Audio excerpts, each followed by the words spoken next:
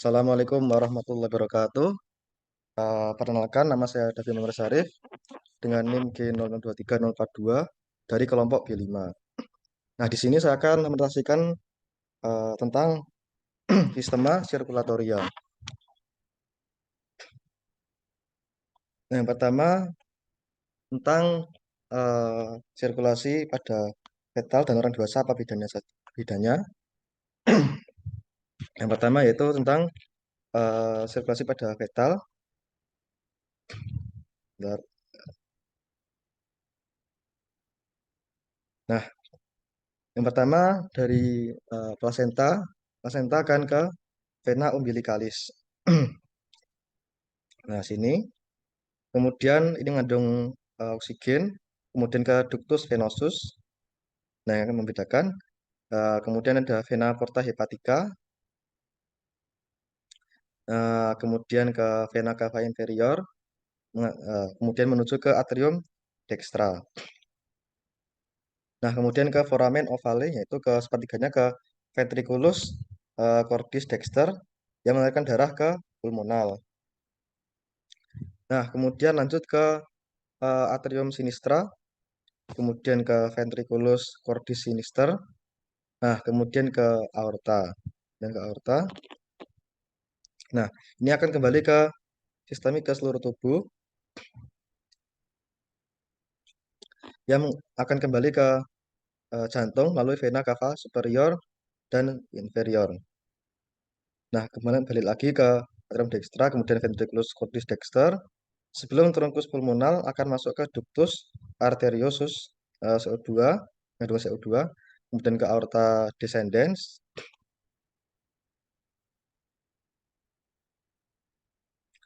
Nah, kemudian ke arteri iliaca communis atau kemudian ke arteri umbilicalis. Nah, kemudian balik ke placenta.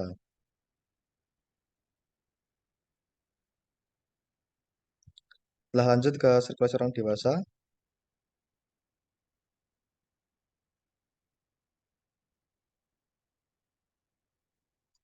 Nah, ini surutan. Yang pertama dia akan ke dari ventricle dextra, yang kemudian ke ini ada ke lewat katup pulmonal. Yang kedua ini akan menuju trunkus pulmonalis lewat aorta, lewat arteri pulmonalis, maaf, arteri pulmonalis. Nah, kemudian yang ketiga dia akan ke paru melalui kapiler paru kanan dan di paru kanan dan di paru kiri. Setelah itu dia akan kembali ke jantung menuju ke atrium sinistra. Nah, di atrium sinistra kemudian akan menuju ke ventricle sinistra. Dari ventricle sinistra ini akan dipompa ke seluruh tubuh melalui pembuluh arteri aorta, kemudian ke eh, bagian superior dan inferior. Nah, ini juga akan berlaku kapiler setelah dari sistem bagian superior dan inferior. Ini akan kembali lagi ke atrium kanan dengan darah yang mengandung banyak CO2. Sedangkan tadi yang keluar akan membawa darah yang kaya CO2. Nah, kemudian untuk klinisnya, ini saya akan jelaskan beberapa. Jadi ada pertama ada paten ductus arteriosus atau PDA.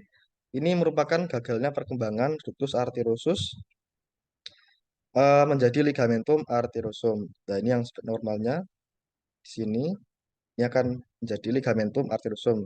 Ketika gagal, ini akan terjadi penyakit paten ductus arteriosus.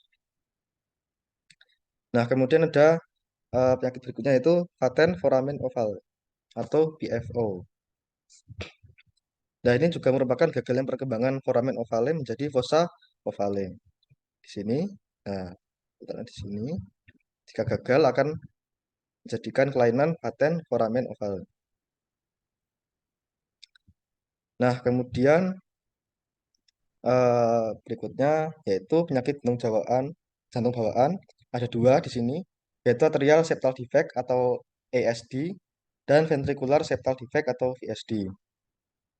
Nah, jadi atrial septal defect atau ASD dan ventricular septal defect atau VSD ini merupakan dua jenis kelainan jantung bawaan yang umum terjadi pada bayi.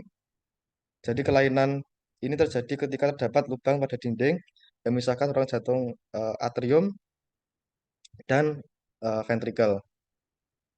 Jadi yang pertama yaitu atrial septal defect atau ASD.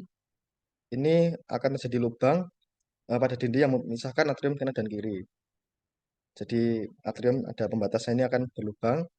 Nah, jadi darah yang kayak oksigen dari atrium sinister akan bocor ke atrium dexter dan akan mengalir kembali ke paru-paru.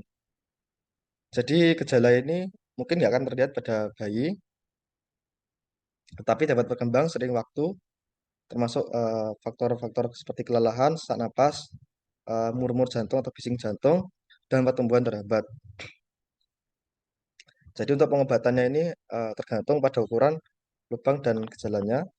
Jadi seperti observasi, obat-obatan atau penutupan lubang dengan kateter dan operasi juga bisa.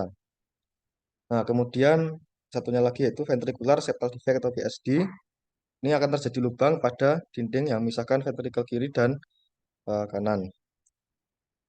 Jadi karena terjadi lubang, maka darah yang kayak oksigen dari ventrikel kiri akan bocor ke ventrikel dexter dan akan mengalir kembali ke paru-paru.